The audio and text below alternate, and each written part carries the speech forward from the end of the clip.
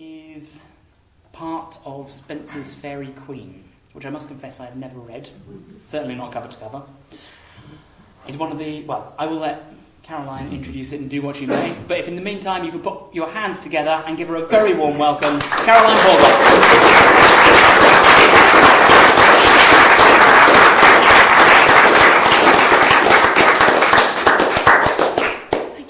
James, that was a hell of an introduction. I hope I can follow it with something useful. Spenser's Faerie Queen is the longest unfinished epic poem in the English language. I've got several versions. One of them is 1,000 pages. So that gives you a little bit of an idea of what I'm up against. Now, I chose many, many years ago to look at a wonderful painting by Washington Allston called The Flight of Florimel.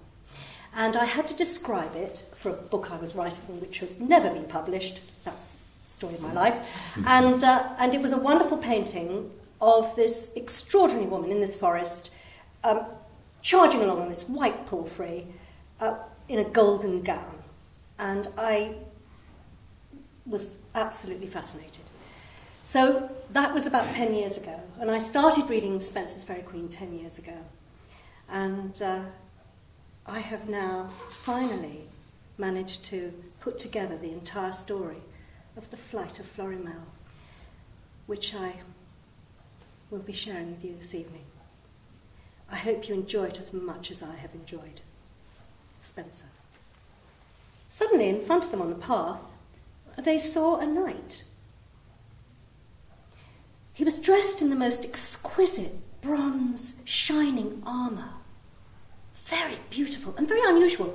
And on his shield was a lion passant, not known in that country. In his hand, he held an ebony spear. Remember, face down, ebony in the mud. Well, Sir Guillaume had never been on horse before, and it was quite unheard of and quite dreadful. And he was furious. He looked for his horse, Brigador, who was by then munching a little bit of grass on the far side and hadn't gone very far. And he looked at his sword, which wasn't even bent, and he looked at the knight, who was still sitting on his horse. And he was really angry, and he didn't like being put down. And Prince Arthur said to him, "I think it's okay, Sir Guillaume, just calm down." He was giggling a little bit behind his visor. "Well, it must have been my spear that caused this. Well, it certainly must have been my horse or my spear or something." "Just get back up on your horse," said Prince Arthur. "It'll be all right." The knight walked forward and offered a hand of friendship. "Oh, all right." So they all decided to maybe just travel on a little bit together. So they did. But Marinel did not know that Florimel was in love with him, because his mother, Commodusy, had cast a spell on her son. And spells, as we all know, everybody, don't you, is a two-edged sword. There are no single spells. And she had cast this enchantment on her son that he could not be hurt by any man, but also that he could never fall in love. Now, what I haven't told you about Florimel was that she was very beautiful. Florimel was exquisitely beautiful.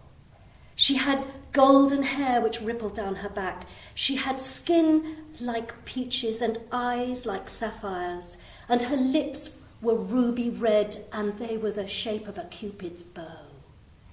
And she was tall and elegant and kind and sweet, and in every way the most desirable woman you could possibly find. And then she suddenly saw a boat, a small fisherman's boat, a boat with a painter, and it was right on, and so she ran and she jumped into the boat, she grabbed the oars, and she rowed away, but she actually landed on the fisherman. He was fast asleep in the boat. Now she woke up the fisherman, he woke up, he looked up, he saw this exquisitely beautiful, incredibly wonderful, gorgeous woman in a golden dress, and he was so amazed that he just fell into a swoon and hit his head on the back of the boat and knocked himself unconscious. Thank goodness. So have succumbed to my charms. She's furious. She's absolutely furious. She says, that's dreadful. We can't have that at all. And he's kind of like, okay, life's getting a bit tough here. She said, I want you to go away for another year.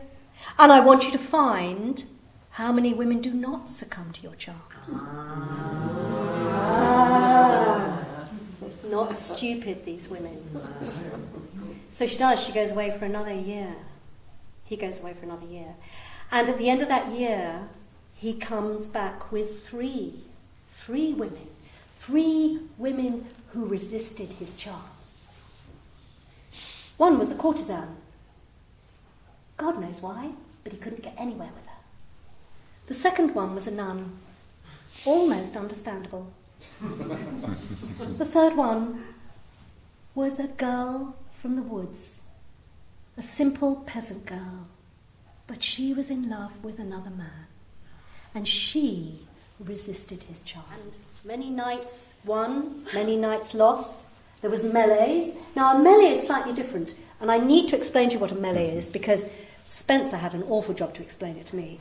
A melee is when you get about 50 knights and they get together and they form a little army and they charge each other.